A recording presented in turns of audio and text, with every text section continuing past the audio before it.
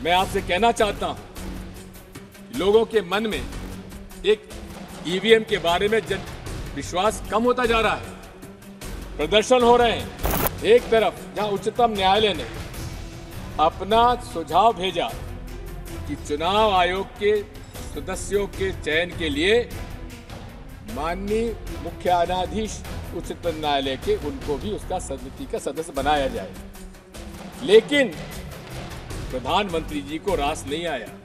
आज ये बात साफ हो गई है कि बीईएल के अंदर 4 डायरेक्टर्स, इंडिपेंडेंट डायरेक्टर्स की नियुक्ति किनकी हुई है? भारतीय जनता पार्टी के लोगों की। हमारी मांग क्या है?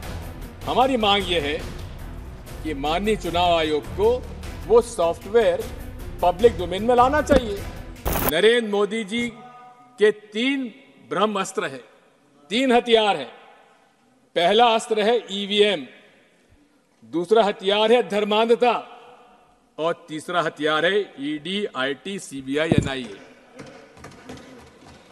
भारत विश्व का सबसे बड़ा लोकतंत्र है, मदर ऑफ डेमोक्रेसी कहा जाता है, लेकिन सफल लोकतंत्र के लिए निष्पक्ष माननीय चुनाव आयोग आवश्यक है।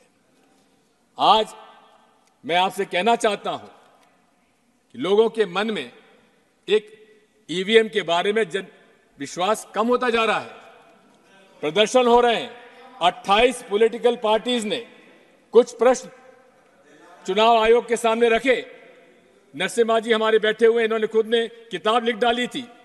मैं आपसे कहना चाहता हूं कि क्या चुनाव आयोग का आज व्यवहार निष्पक्षता से है क्या?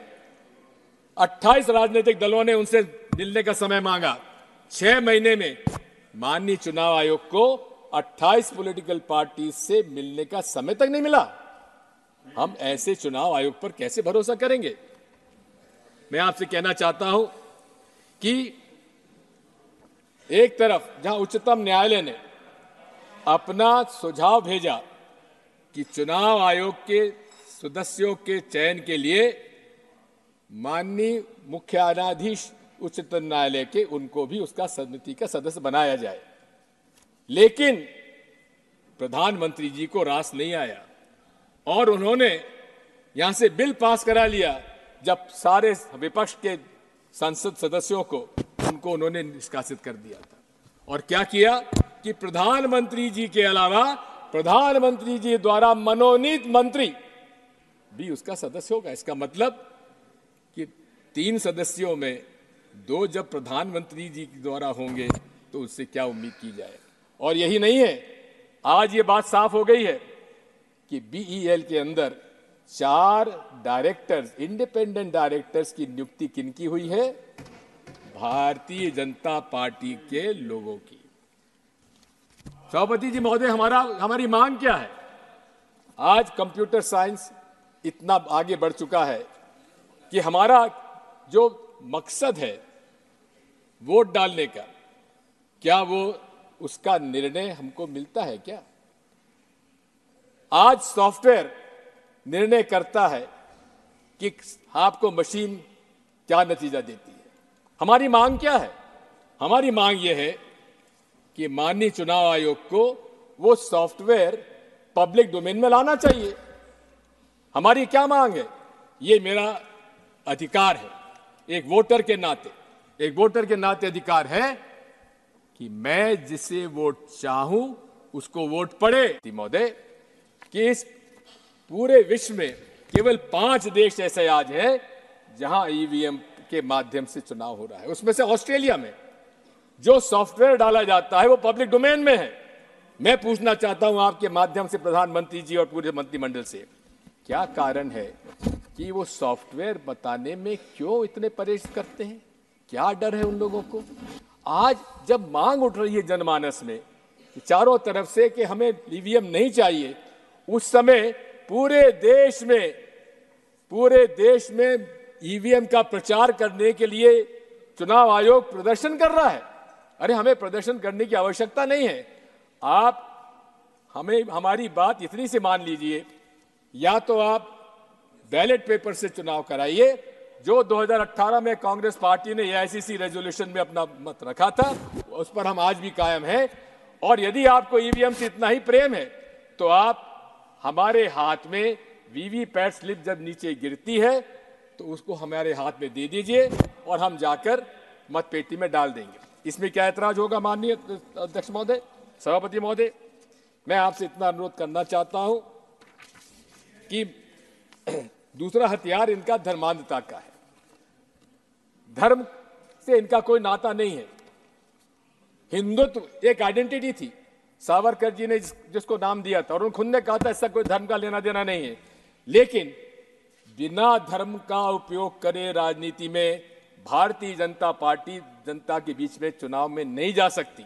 और यहां तक कर्नाटक के चुनाव में नरेंद्र मोदी जी खुद उन्होंने वहां पे आम सभा में कहा, बजरंगबली का नाम लो और कमल के फूल पर बटन दबाओ।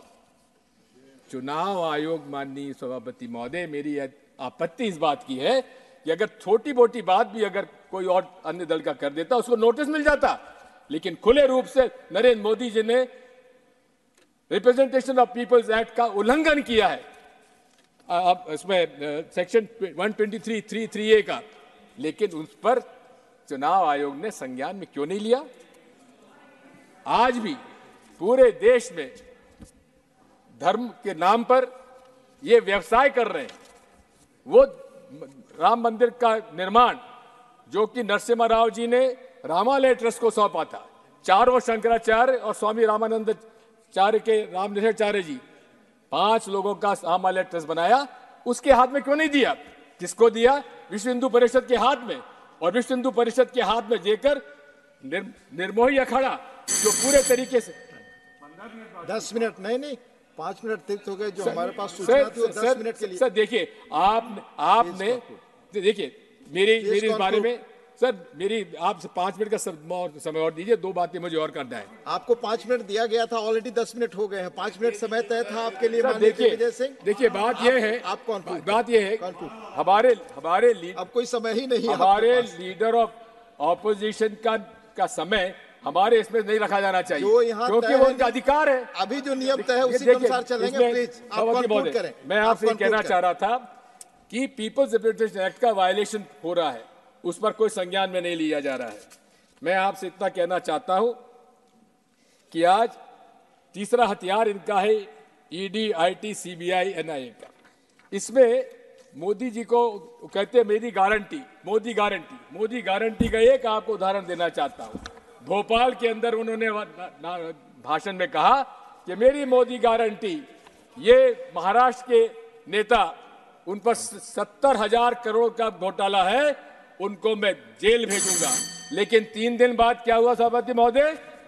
जेल भेजने के बजाय उनको मुख्यमंत्री बना दिया गया।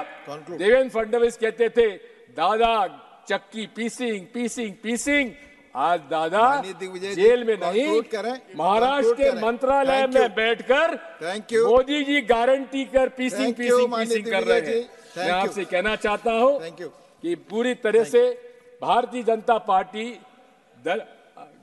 एंटी पुअर है, शुरू से रही है, कोई नई बात नहीं है।